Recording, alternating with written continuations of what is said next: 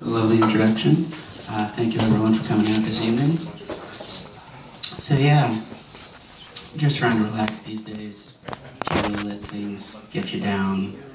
You gotta relax. I like to read a lot to relax, and I like to try to read about things that I'm not super familiar with. One of the things I was interested reading about recently was a book on psychic phenomena. It's called I Wrote What You're Thinking. And while I was reading this book, I actually came to discover that I myself am in possession of special mental powers, because I actually discovered that I have the ability to kill people with my mind. I just have to think very hard about someone who I don't like, and within 60 to 80 years, they're dead. Well, thank you. So, if you haven't been to the co-op before, it's a really cool place. I really liked it here. You get to meet a lot of interesting people, a lot of people into the arts, besides just tonight. All sorts of people interested in arts and culture. And I'm single right now, but I think if I was to be in a relationship, I'd want to be, a woman's got to be smart for me to really be attracted to her. And I would want to be in a relationship possibly with an artist, because I'm really passionate about the arts. I just don't think I would ever want to get in a relationship with a girl who's a singer-songwriter. Here's why. Relationships is always the risk you're going to break up. And if, let's say, you're dating a poet, poetry is not really the art of our society. So if the relationship goes bad, it's just a bunch of angry poems. But if you date a singer-songwriter and you break up and she becomes successful, all your flaws will become the #1 pop song of the next year. It's like, we got a new special song coming out. You're a comedian, but I ain't laughed in a while. And it's dedicated to that son of a bitch, Shawn. Well, thank you. I like to travel a lot when I get a chance. I was in Lexington, Kentucky a few months ago, and I really like going out there. Lexington's a wonderful place. But while I was there, I read a news story. And in Lexington, it's where they breed a lot of the horses for the Kentucky Derby. But what happened one night, it was really a very sad story. This horse busted out of its stables and it ran all around the farm and it attacked the breeder, just beating him savagely, and the guy ended up in the hospital. And, well, I don't know about you folks, but I just hate whenever I have to hear about a case of domesticated violence.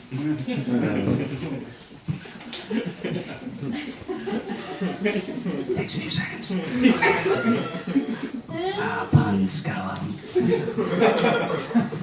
So, I don't know if you follow me, we're having a little bit of a weird winter this year, so it's like, it was cold, Jersey winter, it starts off cold, then it goes warm, then it goes cold, and it really can mess with a lot of the animals. One of the animal groups it's been messing with has been the bears. In New Jersey, this winter has actually had to launch a bear patrol. But I want all of you to know that it was an incredible success, because over 40 bearded gay men were able to find jobs as security guards. So, if you haven't get with that joke, I'm pro LGBT rights. I'm not like the person who's going to be the expert on it, but if you know, with like the group with different gay people, there's the initialism, and it's, it used to be just that there was gay, gay was the whole identification of this group, then it became gay and lesbian, and then it was gay, lesbian, and bisexual, but that just meant glib, so, that isn't really the best, acronym you want. So then they shifted to beginning, and then it became LGBT for transgender, and then they added a Q, because there's some people who, I'm married, and I like my wife, and I have 2 kids, but every now and then I like to dress up like a schoolgirl and please other men in alleys, so they fall under the Q. But it's become even more complicated recently, a gay friend informed me, because now it's LGBTQW, standing for, well, there was that one time in college. But yeah, I don't know if you've heard, there was a really sad news story coming out of France. There have been some terrorist attacks, and there have been a lot of bad stuff coming. What always seems to get to me is that they always have a big presentation of everybody who comes, and they had a big march, and it was all the different world leaders of all the countries, and they have come together to stand against censorship. The leaders of China, Russia, Egypt have decided to stand up and unified, along with the governments of Turkey and most of West Africa, against censorship. That's a geopolitics joke. But what always happens whenever there's some terrorist attack and then it tries to get resolved, that they always have somebody comes with a survey that there's no way you can really know the truth about anything. They're always just like, are we now under more or less of a threat of terrorism? And it's like, if the CIA doesn't know, I don't know really how, you know, a bunch of people in Indiana are really going to be up on this stuff. But the most recent thing I read in the news was there was this major survey that was put out, and it was published in a couple of papers, and this survey came to the conclusion that the majority of Americans don't like having generalizations made about their opinions.